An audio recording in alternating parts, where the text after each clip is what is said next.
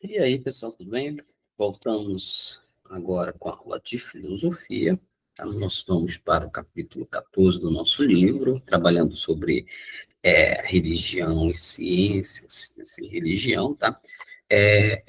O que que nós vamos perceber, o que que nós vamos tentar entender, na verdade?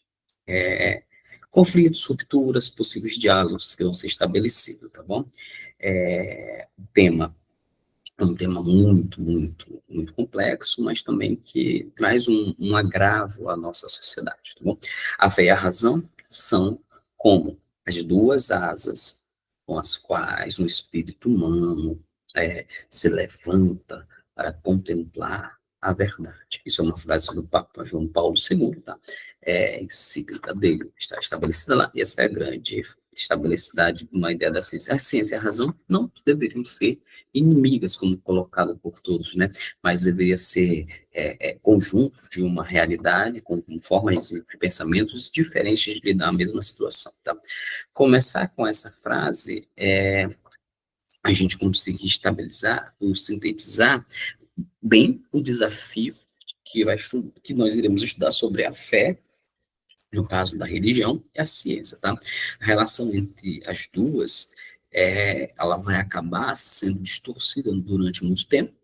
Essa relação, ela foi vista como um conflito, mas historicamente mostra que elas são nuances de um processo de aproximação entre a tentativa de conciliação e que elas saem de uma mesma fonte vertente, tá bom?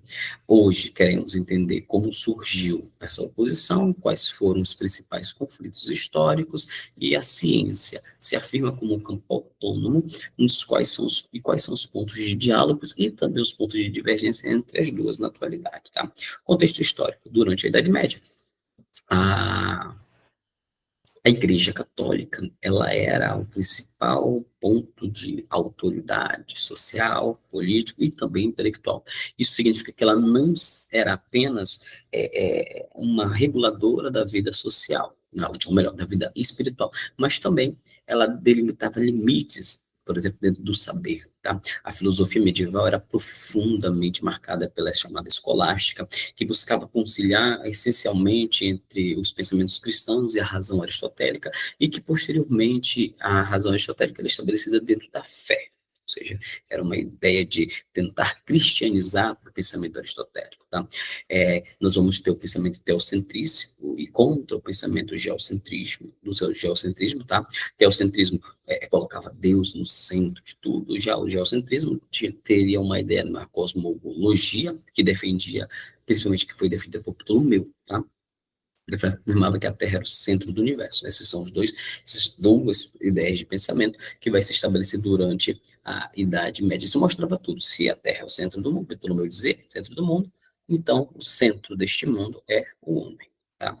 Mas não é. Então, Ptolomeu se opõe à ideia da igreja quando ele afirma isso, tá? Ambos reforçavam a ideia, né, da ideia da autonomia e autoridade da igreja, colocava Deus como representante maior de tudo, tá? O que que nós vamos ter nisso? O debate entre a razão, a, a ideia do debate sobre a razão ter se despertado, evoluído e crescido, e dado assim um sinônimo de maior desenvolvimento para a ideia a fé racionalizada, é muito interessante. Ela vai surgir principalmente na Idade Média, durante o que nós chamamos de período renascentista, que vai surgir as novas maneiras e novas regras de visão de mundo, tá? Vamos botar, por exemplo, a descoberta de valores clássicos, como, por exemplo, o greco-romano, a redescoberta, né? Esses valores clássicos vão mudar a ideia de pensamento, a ênfase na observação da natureza, na experimentação, vai ser uma outra coisa. O crescimento do humanismo também vai ser uma outra ideia, com foco na ideia de indivíduo. Esses contextos e espaços, como, por exemplo, o método científico que é estabelecido, a razão deixa de ser submetida ou subordinada à fé, e ela passa agora a ser uma explicação empírica e matemática das coisas, tá? Isso seria natural. Nós vamos ter o protagonismo da ruptura, como, por exemplo, Copérnico, Giordano Bruno e Galileu entrando nisso. Copérnico, que vai ter seus grandes pensamentos, que nasce em 1473, vai morrer em 1543. Copérnico vai ser estabelecido como a ideias de, como, por exemplo, o heliocentrismo, o Sol é o centro e não a Terra, tá? do centro do sistema solar, é o Sol. Essa teoria ela vai desestabilizar toda aquela ideia, uma ideia de uma autoridade simbólica da igreja que vai ser destruída. Então a igreja não tem razão, então a igreja não tinha a verdade nesse momento, tá? Então, Copérnico vai ser perseguido nesse processo. Giordano Bruno, que vai nascer em 1548, vai morrer em 1600, claro, vai morrer queimado, né, pela igreja. É um filósofo que defendia a chamada infinidade do universo, a inteligência imanente dos cosmos. Ele negava que houvesse um centro no universo. Ele foi julgado na Inquisição por ser considerado herético, e com isso foi queimado vivo. Nós vamos ter Galileu Galilei, que nasce em 1564 e morre em 1642.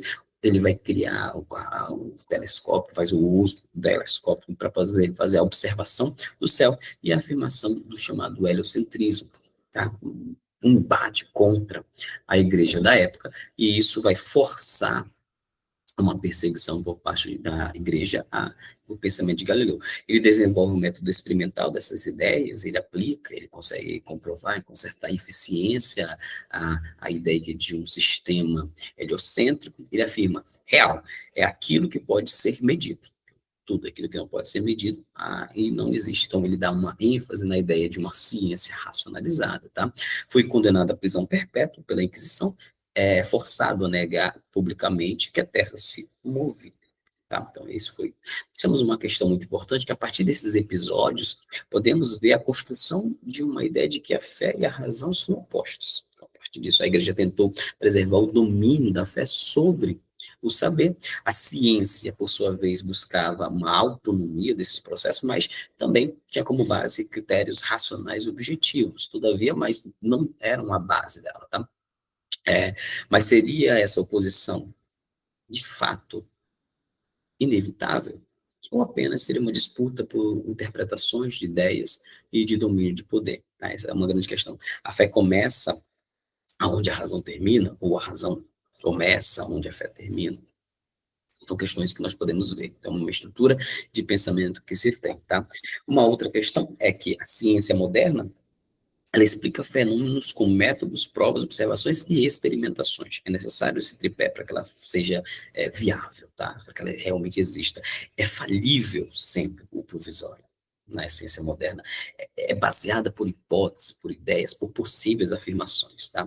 Ela exclui dogmas, diferente do que a igreja faz. A religião já fornece sentido existencial para tudo, fundamentos morais e uma crença dos que o sagrado é inevitável, tá? Abarca também dimensões como, por exemplo, as dimensões simbólicas das estruturas, abarca as ideias que nós somos de uma efetividade de uma vida coletiva, de uma vida humana. Então, a ciência, ela acaba, a religião, ela acaba trazendo aquilo que a ciência não abarca mais, tá?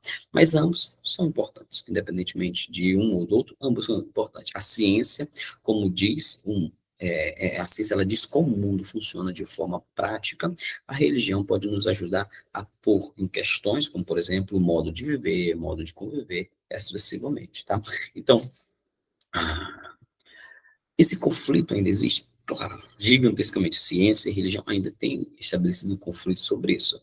Questões como, por exemplo, evolucionismo, criacionismo, bioética, aborto, clonagem e assim sucessivamente, entram e mostram as tensões que existem entre os dois lados. Mas também diálogos possíveis são estabelecidos, como, por exemplo, muitos cientistas são religiosos. Nós temos aí a encíclica, como a Laudato Si, que é do Papa Francisco, que foi sancionada, é um exemplo de uma reflexão religiosa com base, principalmente, em evidências científicas sobre o meio ambiente. Tá? Então, uma questão que nós podemos ver, nós temos muitos debates que poderíamos trazer, dentre eles, a ciência deve ser ocupada por apenas, a ciência deve se ocupar por apenas com coisas palpáveis que podem ser provadas.